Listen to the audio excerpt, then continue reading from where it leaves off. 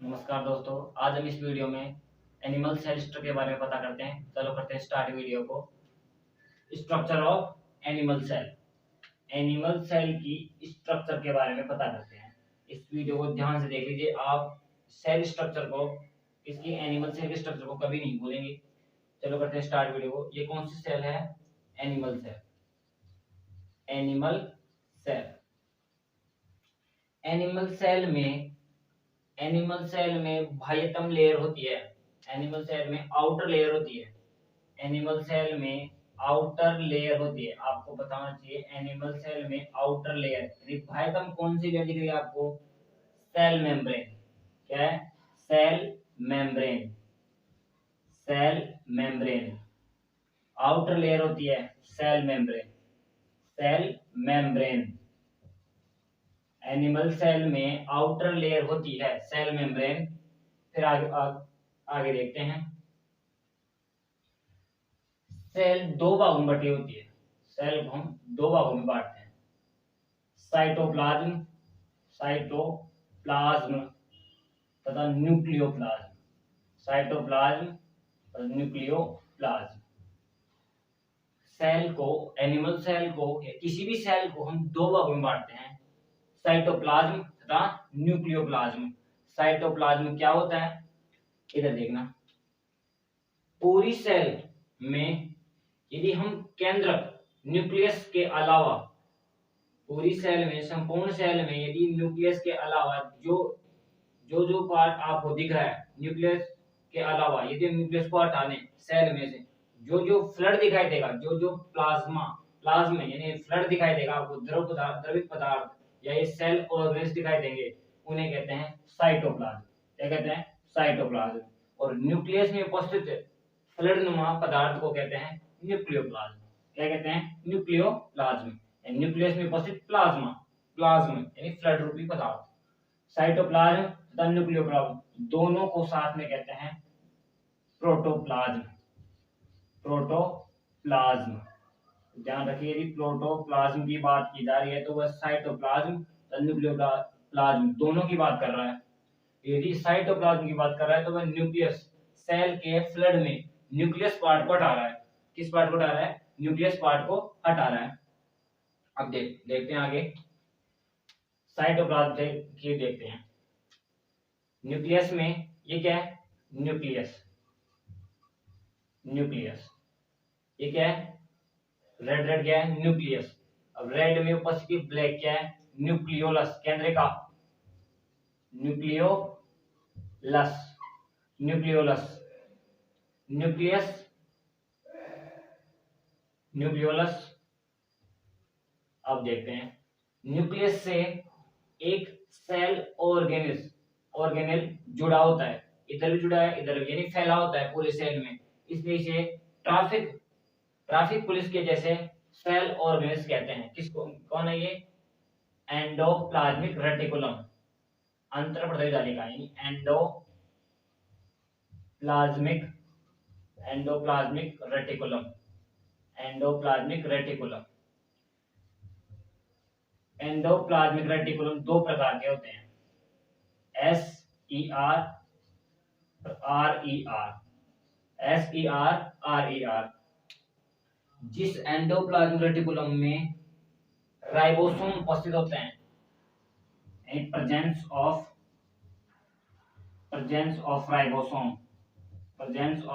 Ribosome.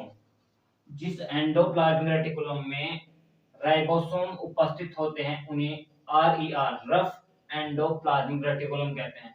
तथा जिसमें absent होते हैं, एब्सेंस ऑफ राइबोसोम, जिसमें राइबोसोम क्या होते हैं? एब्सेंट यानी उपस्थित नहीं होते हैं, उन्हें कहते हैं SER, soft endoplasmic reticulum, rough endoplasmic reticulum. Endoplasmic reticulum एक विशेषता ये भी है कि है न्यूक्लियस से स्टार्ट होकर के सेल मेम्ब्रेन से जुड़ा होता है। न्यूक्लियस से स्टार्ट होकर के सेल मेम्ब्रेन से जुड़ा होता है, इसलिए यह पदार्थों के ट्रांसपोर्टेशन में इंपॉर्टेंस रखता है। पदार्थों के ट्रांसपोर्टेशन में कहां से कहां तक? न्यूक्लियस से out of the cell importance रखता है। किसमें इंपॉर्टेंस रखता है? मटेरियल होता है पदार्थों के ट्रांसपोर्टेशन में। अब आगे देखते हैं, ये तो हो गया ईआर। अब ये है माइटोकॉन्ड्रिया। माइटोकॉन्ड्रिया कोशिका का शक्ति ग्रह, power house of a cell. Mitochondria, mitochondria,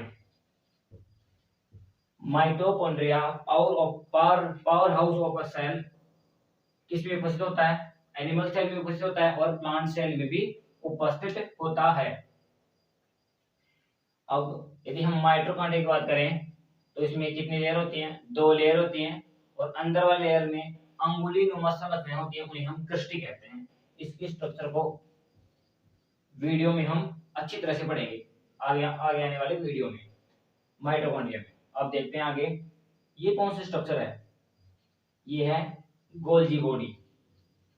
Golgi body, Golgi body को हम किस प्रकार पहचान सकते हैं? गोल्जी बॉडी में इसका face, Golgi body cell organelle, Golgi body का फेस मुंह किस ओर होता है? सेंटर यानी न्यूक्लियस की ओर होता है। किस ओर होता है? न्यूक्लियस की ओर होता है।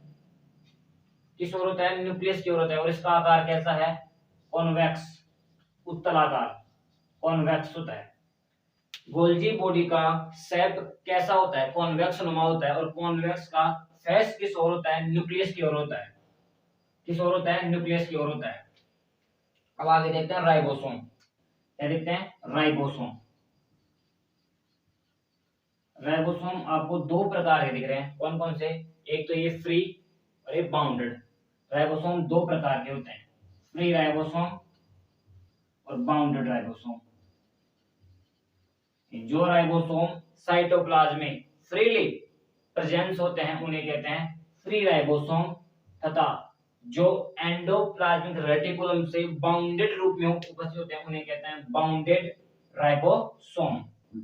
Bounded ribosome. और एक और संज्ञा दिखाई दे रही है आपको, वैक्यूल। वैक्यूल मतलब रिक्तिका, जो सेल में उत्पन्न होने वाले मेटाबोलाइट्स को क्या करती है? स्टोर करती है। कौन स्टोर करती है? वैक्यूल। वैक्यूल एक इंपॉर्टेंट सेल ऑर्गेनेल है। किसमें? एनिमल सेल के स्ट्रक्चर में इंपॉर्टेंस रखती है ये वैक्यूल। सबसे पहले देखा एंडोप्लाज्मिक रेटिकुलम। एंडोप्लाज्मिक रेटिकुलम ऐसी संरचना है जो पदार्थों के मेटर्स के ट्रांसपोर्टेशन में महत्वपूर्ण भूमिका रखती है, जिन्हें ट्रैफिक सेल ऑर्गेनेल भी कहते हैं। यह न्यूक्लियस से सेल मेम्ब्रेन तक जुड़ी होती है। एंडोप्लाज्मिक रेटिकुलम 2 प्रकार की होती है। किसके कारण? राइबोसोम बॉन्डिंग के कारण। SER सॉफ्ट एंडोप्लाज्मिक रेटिकुलम, जिसमें राइबोसोम जुड़े हुए नहीं होते हैं, एब्सेंस ऑफ राइबोसोम। और दूसरी RER प्रेजेंस ऑफ राइबोसोम के कारण रफ एंडोप्लाज्मिक रेटिकुलम। अब आगे देखा न्यूक्लियस। न्यूक्लियस होता है बीच में। एनिमल सेल में न्यूक्लियस की स्थिति होती है ऑलमोस्ट मिडल नेचर की होती है। न्यूक्लियस, एनिमल सेल में न्यूक्लियस की स्थिति होती है, सिचुएशन होती है ऑलमोस्ट मिडल। न्यूक्लियस में क्या होती है? क्रोमेटिन की सघन स्ट्रक्चर। क्रोमेटिन है क्रोमोसोम पदार्थों की, आरएनए की प्रोटीन फैक्ट्री होती है। आरएनए का निर्माण करने वाली सेल ऑर्गेनेल कौन सा है? न्यूक्लियोलस, जो कहां उपस्थित होते हैं? न्यूक्लियस के अंदर उपस्थित होती है। अब आगे देखा mitochondria, power house of a cell. अब गोल्जी बॉडी ऐसा कौन सा सेल ऑर्गेनेल है जिसका शेप कॉन्वेक्स नुमा होता है? गोल्जी बॉडी में फेस किस ओर होता है? सेल वॉल की ओर, सेल मेम्ब्रेन की ओर, या न्यूक्लियस की ओर? न्यूक्लियस की ओर होता है। फिर आगे देखा राइबोसोम 2 प्रकार के होते हैं, फ्री राइबोसोम। जो राइबोसोम साइटोप्लाज्म में फ्री उपस्थित होते हैं उन्हें हम फ्री राइबोसोम कहते हैं, यानी फ्री मतलब किसी से बॉन्ड नहीं रखते हैं। और बाउंडेड राइबोसोम जो SAER यानी RER में क्या होते हैं? एंडोप्लाज्मिक रेटिकुलम में क्या होते हैं? राइबोसोम किससे जुड़े होते हैं? एंडोप्लाज्मिक रेटिकुलम से। और वैक्यूल की स्ट्रक्चर, वैक्यूल उपस्थित होती है सेलोमिल। आशा करता हूं आपको ये वीडियो समझ में आ रहा है। Structure of animal cell. यदि आपको ये वीडियो समझ में आ रहा हो, यदि आपको पूरा समझ में आ चुका हो, तो इसको ज्यादा से ज्यादा लाइक कीजिए, शेयर कीजिए। धन्यवाद।